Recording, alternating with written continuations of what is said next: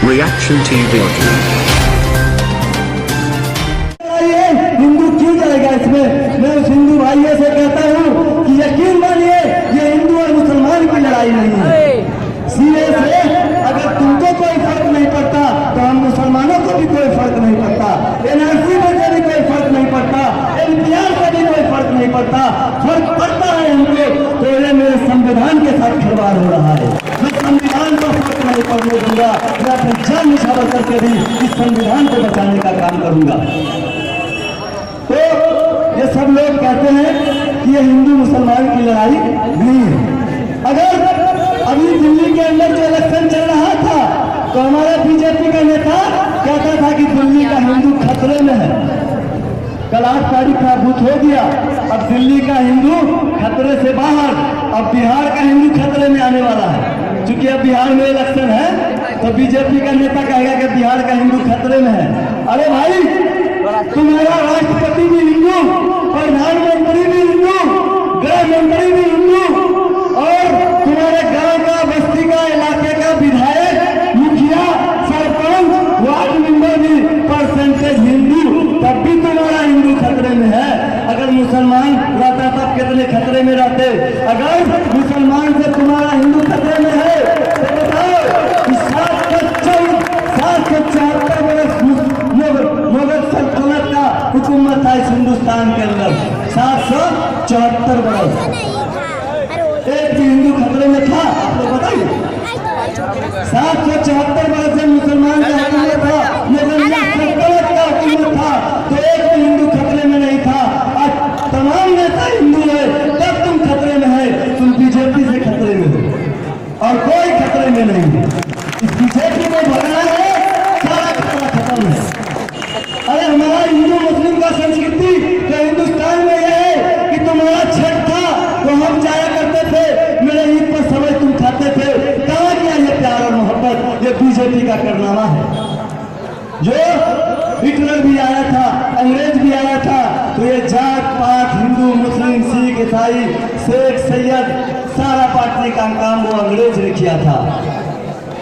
मैं वेद भी पढ़ा हूँ, ज्यादा नहीं, लेकिन मैं यजुर्वेद भी जानता हूँ, सामवेद भी जानता हूँ, अथर्ववेद भी जानता हूँ, मनुस्मृति भी और कुरान और हदीस भी जानता हूँ।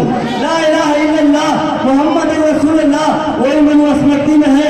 ला इलाहा हरमे पापन इल्लल्लाह परम प्रेम, तुझे चाहे स्वर्ग दे चपे न मोहम्मद।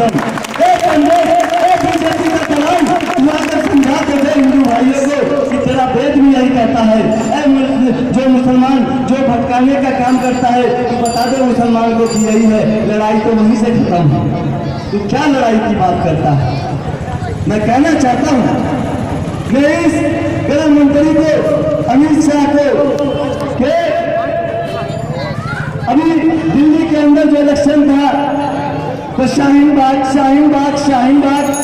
ये शाहीन बाग क्या है? ये हमारा हक है, ये प्रोटेस्ट करना, ये प्रोटेस्ट और सत्याग्रह जो कर रहे हैं ये हमारा हक है, तुम नहीं हटा सकते। वहां डेली टॉर्चर करने का काम करता है पुलिस प्रशासन।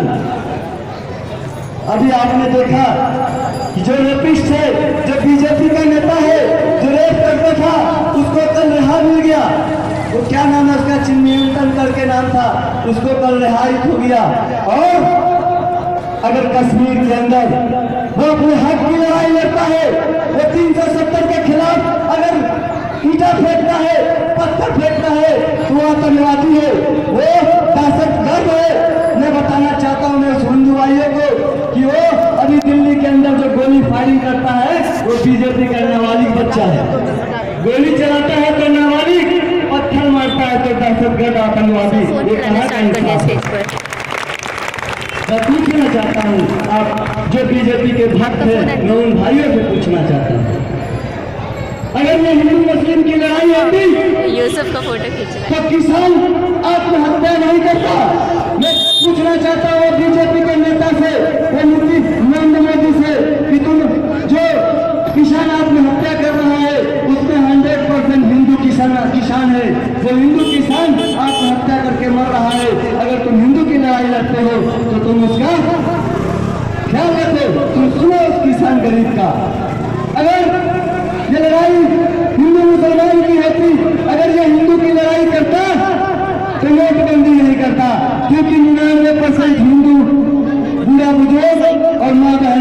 ऊपर लाइन लग के पैसा निकालने का काम किया था। अगर तुम हिंदू की लड़ाई लड़ता तो तुम नोटबंदी सिर्फ मुसलमान के लिए करता। अगर ये लड़ाई तुम हिंदू के लिए लड़ते हो तो जवाब दिया है आदित्यनाथ योगी, जो गोरखपुर के अंदर एक मासूम बच्चा जो मारा गया, जिसमें 95% हिंदू का बच्चा मरा।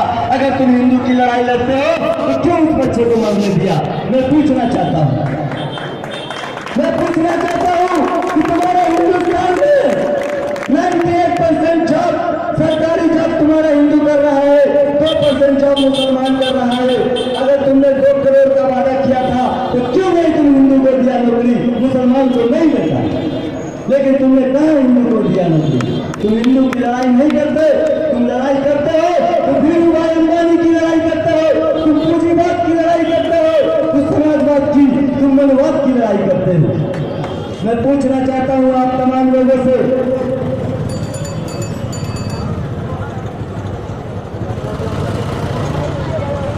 मैं अभी इस सत्याग्रह में मैं चैलेंज करता हूँ कि एक भी सरकारी नौकरी वाले आदमी यहाँ पे नहीं होंगे, इल्ला माशाल्लाह एक आध जो होंगे तो होंगे।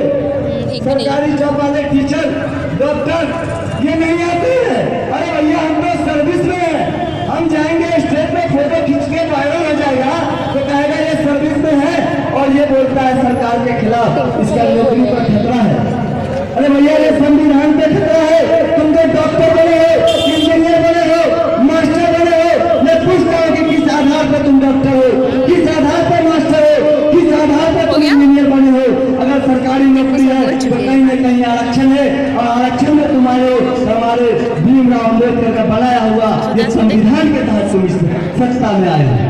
तुम्हारे संविधान पे खतरा है या हमारे बापू के बनाए हुए संविधान पे खतरा है? तुम क्यों नहीं आज निकल रहे हो? क्यों नहीं हमारे साथ कदम से कदम मिलाकर चल रहे हो? तो कहीं न कहीं तुम अपना रोटी सेकने का काम करते हो।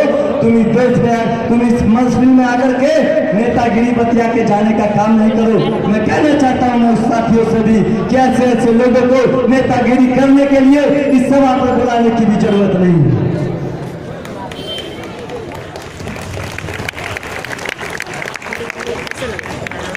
मैं बताता हूं उस नौजवान को कि अगर इस देश में रहना है तो गुलामी की जिंदगी नहीं। ये सरकारी नौकरी क्या है? ये गुलामी है। जब हमारा इस्लाम था, 2 साल की हुकूमत थी, कौन सा नौकरी था, कौन सा सरकारी नौकरी था? 2200 मुरब्बा मील का मालिक अबू बकर सिद्दीक रजी अल्लाह तआला अन्हु थे। दौलत थी, लेकिन जब भी जंग हुआ तो उसमें अपनी दौलत, अपनी जायदाद सब पे लुटा करके जब रसूल सल्लल्लाहु अलैहि वसल्लम ने जब अपने सहाबा को अबू बकर सिद्दीक को जो अपना पूरा कमान दिया, जब उनका हुकूमत आई तब वो क्या किए? मोटरी उठाई, कपड़ा लेकर बेचने के लिए निकल गए। वहाँ के लोगों ने कहा, अरे मोमिनीन, आपको कपड़ा बेचने की क्या जरूरत? आप तो हुक्मरान है, अल्लाह के नबी ने आपको पोस्ट देके किया है, आप कपड़ा क्यों बेचेंगे?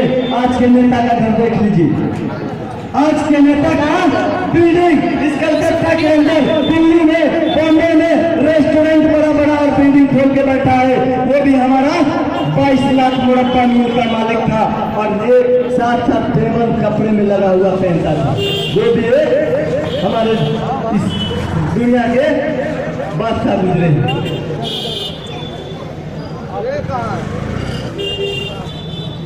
तो मैं बार बार कहता हूँ कि गुलामी में नाकाम होती है तकदीरें न शमशीरें, गुलामी में नाकाम आती है तकदीरें न शमशीरें, हो जाती यकीन पैदा तो कट जाती है जंजीरें। सब लोग एकजुट होकर के ये अंग्रेज का जो दलाल है, उस टाइम भी गुलामी के टाइम भी ये दलाली करता था। जब देश गुलाम था, अंग्रेज ने कब्जा किया था, तो ये बीजेपी RSS इसका गुलाम था और आज ये देश को गुलाम करने को लगा हुआ है।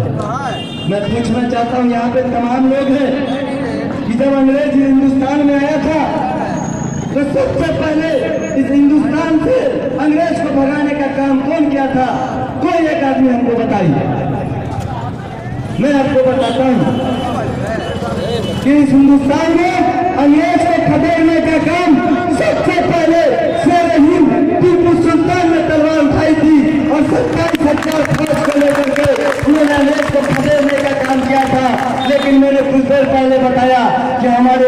बच्चा आने वाले हमारे अपने आदमी ही टारगेट पर लिए होगा। उस टाइम में भी वही बात था, जो मीर जाफर वो अंग्रेज का दलाल जो हमारे टीपू सुल्तान के साथ गद्दारी किया और उसको युद्ध को हारना पड़ा, नहीं तो अंग्रेज तो दुनिया बिस्तर उसी दिन लेके निकल जाता जिस दिन टीपू सुल्तान ने 27,000 फौज को लेकर खड़ा हुआ था।